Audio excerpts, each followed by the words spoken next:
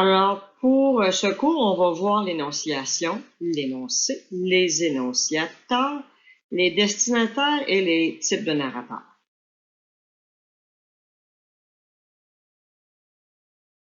Alors, pour ce qui est de l'énonciation, c'est simple. C'est l'écrit, le parler, c'est l'ensemble, c'est le texte lui-même. L'énoncé est le résultat de cette énonciation. Par exemple, ici, le jeune homme dit « Mon nom est Kim ». Son énoncé, c'est ce qu'il vient de prononcer. Alors, suite à l'énoncé et l'énonciation, on a aussi l'énonciateur et le destinataire. L'énonciateur, c'est la personne qui s'exprime, la personne qui parle. Elle s'adresse à un destinataire. Par exemple, ici, on a la jeune demoiselle qui s'adresse à Kim.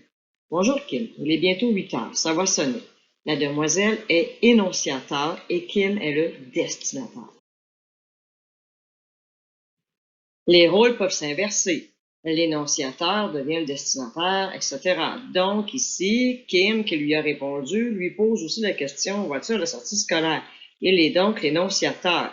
Et la destinataire devient la demoiselle. Puis, la demoiselle lui répond à son tour. Donc, les rôles s'inversent comme ça tout le temps. Alors, dans un texte long, il peut y avoir plus qu'un énonciateur et plus qu'un destinataire. Les énonciateurs, tout comme les destinataires, peuvent être des personnages, mais ça se pourrait aussi que ce soit l'auteur. L'auteur s'adresse vraiment à des personnages. Il s'adresse à qui? Il s'adresse au lecteur. Prenons l'exemple de la chasse-galerie écrit par Honoré de Beaugrand. On a le premier paragraphe. Le récit qui suit est basé sur une croyance populaire qui remonte à l'époque des coureurs des bois et des voyageurs du Nord-Ouest, etc. Ici, c'est l'auteur qui parle. Logiquement, il ne peut pas s'adresser à son personnage puisque celui-ci est fictif. Le destinataire devient donc le lecteur et l'énonciateur est donc l'auteur, M. Beaugrand. Dans le second paragraphe, pour l'art, je vais vous raconter une rôdeuse histoire. Mais s'il y a parmi vous autres des lurons qui auraient envie de courir la chasse-galerie ou le loup-garou, je vous avertis qu'ils font mieux d'aller voir dehors si les chats-huants font le sabbat, etc. Quand on lit toute l'histoire, on se rend compte que c'est un personnage qui est l'énonciateur. Ce même personnage-là est le cook. Le cook devient donc l'énonciateur puisqu'il s'adresse aux bûcherons et les bûcherons deviennent les destinataires. Le dernier paragraphe, du moins de cette diapo-là, pas un bûcheron ne fit mine de sortir. Au contraire, tous se rapprochèrent de la cambuse où le cook achevait son préambule, etc. Ici, on voit très bien que c'est l'auteur qui a repris la parole. Alors, Honoré de Beaugrand redevient l'énonciateur. Et on se doute un peu que les lecteurs ou les élèves deviennent les destinataires. Maintenant, on va voir comment reconnaître un type de narrateur. On rencontre 3 types de narrateurs. On a le narrateur interne participant. Lui, il est désigné dans le récit par des pronoms de la première personne. Autrement dit, un « je » puisqu'il participe à l'action, donc il les vit. Il est dans l'action, il vit les événements. On a le narrateur omniscient. On l'a déjà vu comme un narrateur Dieu. Il joue pas de rôle dans l'histoire. Il sait tout, connaît tout des personnages. Il est presque dans leur cerveau. Donc, ça peut être l'auteur qui a écrit, ou du moins la personne qui relate l'histoire. C'est souvent écrit à la 3e personne. Et on a le narrateur qui est témoin. Normalement, ce n'est pas le personnage principal de l'histoire. Souvent, il est un simple figurant qui est témoin des événements. Il ne raconte pas sa propre histoire. Il est l'observateur. Il raconte l'histoire d'un autre personnage. Comme exemple, on va se servir des phrases suivantes. Le patient pêcheur partit à la recherche de sa proie. Il avait vraiment l'espérance de la capturer. Ça peut pas être le personnage lui-même qui parle. C'est souvent l'auteur ou quelqu'un qui raconte cette histoire-là. On appelle ça un narrateur omniscient. Omniscient, il peut parler du personnage d'un point de vue extérieur. Il parle pas à sa place. Il le décrit, il le connaît. Il peut raconter tout ce qui se passe afin de faire progresser l'histoire. Il ne participe pas à celle-ci. L'autre phrase. Mon copain vit un poisson énorme et tenta de l'attraper. Si dans le texte, le narrateur prend position, il devient témoin. Ici, le narrateur fait partie de l'histoire, mais c'est pas lui qui a fait l'action. Il a juste témoigné de ce qu'un autre personnage a fait. L'autre phrase. Je lançai alors mon hameçon et j'attendis ma proie. Soudain, je sentis une pression. La bête était énorme. Là, on voit très bien que c'est un personnage interne, donc le narrateur est interne à l'histoire. C'est donc un narrateur participant. Alors, il est clair qu'il parle de lui-même, donc de ce qu'il a vécu. Faisons quelques exercices. À quel dessin et type de narrateur correspondent ces phrases?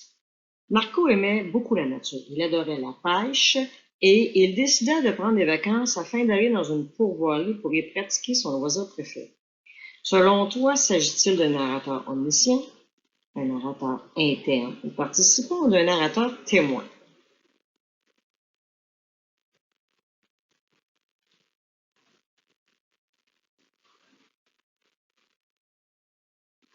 Il s'agit donc d'un narrateur omniscient. Ici, on voit que c'est probablement l'auteur qui a écrit ça. Il connaît tout son personnage. Il sait qu'il aime la pêche, il sait qu'il a décidé telle chose, donc il est un petit peu dans son cerveau.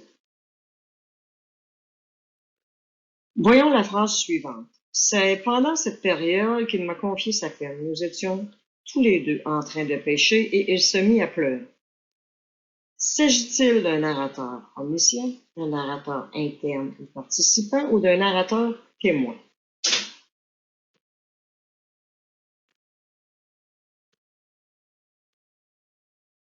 C'est bel et bien un narrateur témoin. On voit très bien que le personnage ou la personne qui parle a été témoin de ça puisque l'autre lui a confié sa peine et ce personnage-là raconte donc ce qu'il a vu.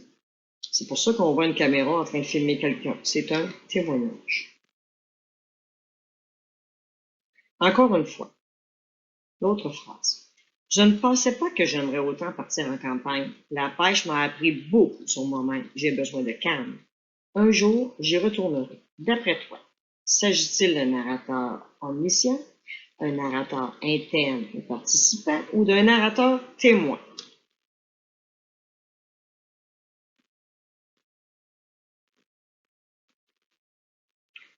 Il s'agit bel et bien d'un narrateur interne ou participant. Ça parle au jeu et on voit très clairement qu'il raconte sa propre histoire. Plus difficile cette fois. Dans le texte germinal écrit par Zola, dans la plaine rase, sous la nuit étoilée, d'une obscurité et d'une épaisseur d'encre, un homme suivait seul la grande route de Marchienne à Montsou, 10 kilomètres de pavés coupant tout droit à travers les champs de betteraves. D'après toi, s'agit-il d'un narrateur interne, témoin ou omniscient?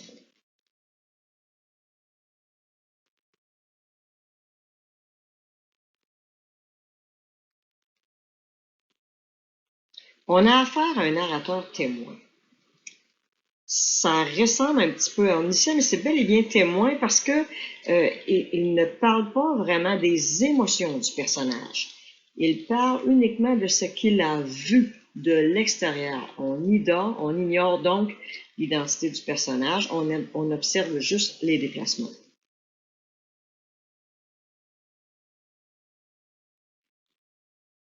Même chose pour ce bout de texte. Devant lui, il ne voyait que le noir des ténèbres. Lucien avait peur. Tous ses membres frissonnaient. Les seules idées qu'il avait en tête étaient de fuir ou mourir.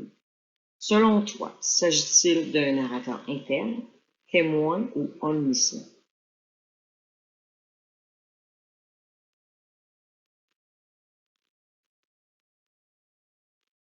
Ici, on a affaire à un narrateur omniscient. On voit très clairement que l'auteur connaît les sentiments du personnage. On est dans le regard du personnage. Un narrateur met en évidence l'émotion, comme s'il était en lui, il savait toute sa vie et de son état d'esprit.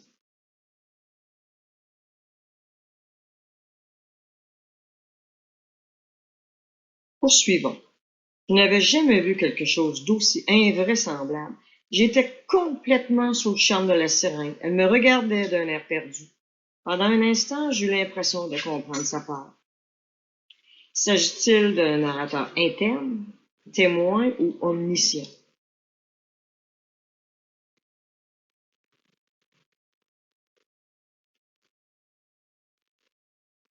Il s'agit d'un narrateur interne, ou du moins participant. Ici, le personnage parle, raconte son quotidien. Il participe à l'histoire. Il est donc le narrateur participant ou interne, puisque c'est écrit au jeu.